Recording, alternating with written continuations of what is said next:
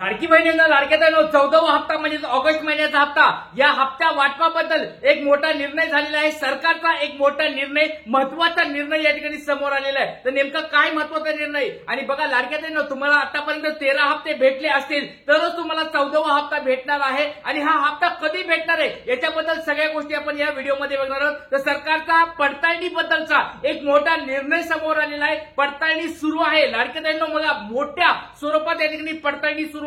बऱ्याच लाडक्याताईंना फोनवर या ठिकाणी चौकशी केली जात आहे. बऱ्याच लाडक्याताईंच्या घरोघरी येऊन चौकशी केली जात आहे. वेगवेगळे प्रश्न या ठिकाणी विचारले जात आहेत. नेमकी काय गोष्ट आहे, सगळ्या गोष्टी आपण या व्हिडिओमध्ये बघणार आहोत. तो व्हिडिओ काळजीपूर्वक बघायचा आहे आणि व्हिडिओला शेवटपर्यंत बघा, कारण की लाडक्याताईंनो काय काय पडताळणी चालू आहे हे तुम्हाला मी सांगणार आहे. त्याचबरोबर ज्या ताईंची पडताळणी होत आहेत त्यांना मग हप्ता कधी भेटणार आहे, लगेच ह्या 14व्या हप्त्याला भेटणार आहे का 15व्या हप्त्यात भेटणार आहे का 16व्या हप्त्यात भेटणार आहे, नेमकं कधी हप्ता भेटणार आहे, या सगळ्या गोष्टी तुम्हाला या व्हिडिओमध्ये सांगणार आहे. व्हिडिओ काळजीपूर्वक बघायचा आहे. चला आता सगळ्यात पहिली गोष्ट म्हणजे 14वा हप्ता म्हणजे ऑगस्ट महिन्याचा हप्ता. सरकारचा काय मोठा निर्णय झालेला आहे, सरकारने या ठिकाणी पडताळणी बद्दल काय केलंय, सगळ्या गोष्टी बघणार आहोत. त्याच्यामध्ये लक्षात घ्या लाडकीनो, पडताळणी बाबत एक महत्वाचा निर्णय समोर आलेला आहे, ते तुम्हाला मी दाखवणार आहे. त्याचबरोबर 14वा हप्ता कधी भेटणार आहे, अजून जीआर पण आलेला नाहीये. जीआर यायला अजून वेळ आहे. आदित्य तटकरे मॅडम म्हणतात की लवकरात लवकर आम्ही हप्ता वाटप करणार आहेत, पण तारीख त्यांनी काय अजून सांगितलेलं नाही की ह्या तारखेला भेटणार आहे त्या तारखेला भेटणार आहे. बघा मागच्या वेळेस जसं त्यांनी सांगितलं रक्षाबंधनाच्या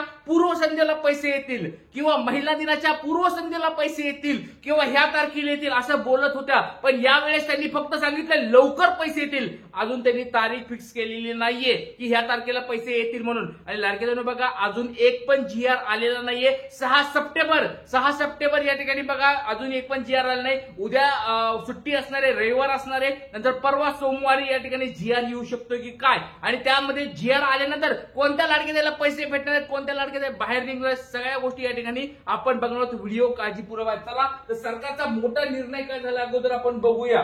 तर सगळ्यात पहिली गोष्ट म्हणजे या ठिकाणी साम टीव्हीची एक महत्वाची बातमी आलेली आहे, ती आपण या ठिकाणी बघूया. लाडकीच्या घराचे पत्तेच खोटे आहेत. बघा एक मोठी बातमी समोर आली आहे. पडताळणी बघा जोरामध्ये पडताळणी सुरू आहे. आपलं नाव सांगा लाडक्यानो, तुम्हाला जर 12वा 13वा हप्ता भेटला नसेल आपलं नाव सांगायचंय, जिल्हा सांगायचंय, आणि तुमच्या घरी पडताळणीसाठी कोणी लाडक्याताई आल्या होत्या का, तुम्हाला कोणी फोनवर तुमची चौकशी केली आहे का, पटपट सर्वांनी कमेंट बॉक्समध्ये आपली आपली कमेंट टाकायची. मी सगळ्यांच्या कमेंट चेक करत आहे लाडक्यानो, त्याच्यामुळे सर्वांनी कमेंट बॉक्समध्ये सांगायचं आहे. आणि ज्या ताईला 13वा हप्ता भेटलाय पटपट सांगा, कारण की तुम्हाला 14वा हप्ता कधी भेटणार आहे हे पण तुम्हाला मी सांगणार आहे. चला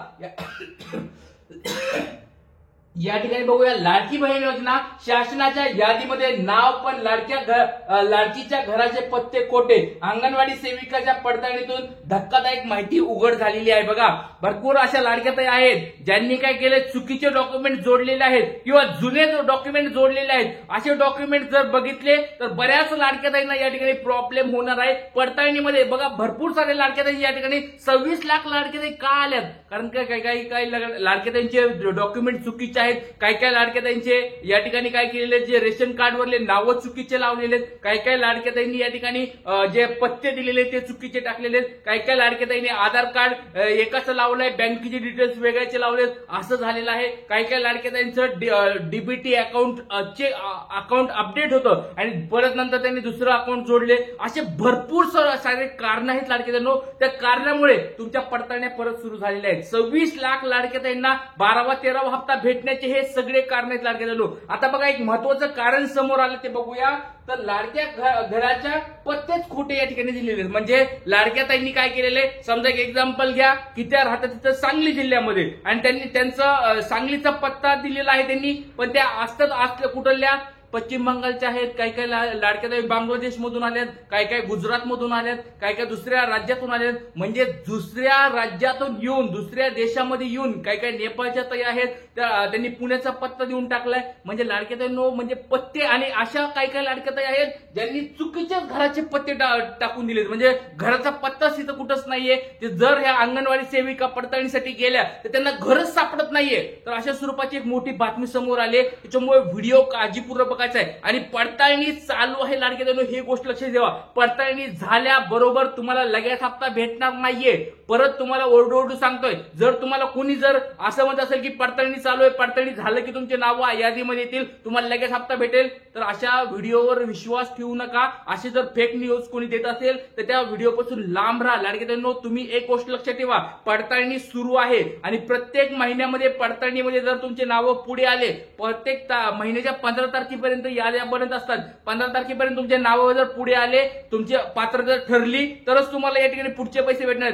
असं नाही की लगेच पडताळणी झाली दुसऱ्या दिवशी तुमचं नाव यादीमध्ये येणार, असं होणार नाहीये. सगळ्या जिल्ह्यांच्या याद्या पुढे येणार आहेत, सरकार या ठिकाणी निर्णय घेणार आहे आणि त्याच्यानंतर तुम्हाला पुढचा हप्ता भेटणार आहे. त्याच्यामुळे असे जर कोणी व्हिडिओ बनत असेल की बाबा लाडक्या बहिणींनो तुमची पडताळणी करून घेतो, तुमची मला अकाउंट नंबर द्या, तुमचा डीबीटी नंबर सांगा, मला तुमचं बँक नंबर सांगा, मी तुमची पडताळणी करतो, तुमचे सगळे पैसे तुमच्या अकाउंटला येतील, असं कोणी जर फेक सांगत असेल तर सावधान राहा लाडक्या बहिणींनो, मोठ्या स्वरूपात फ्रॉड होण्याचे चान्सेस आहेत. चला आता ही बातमी काय नेमकी अगोदर आपण बघूया.